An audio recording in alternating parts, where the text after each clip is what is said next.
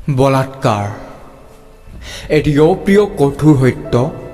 এই বলাৎকাৰ ইয়াৰ নামত যেন প্ৰতিযোগিতাহে চলিছে নাই নেকি বাৰু ইয়াৰ প্ৰতিকাৰ আমি যদি যাব পাৰোঁ সৌৰ জগতত আমি যদি সাজিব পাৰোঁ ঘৰ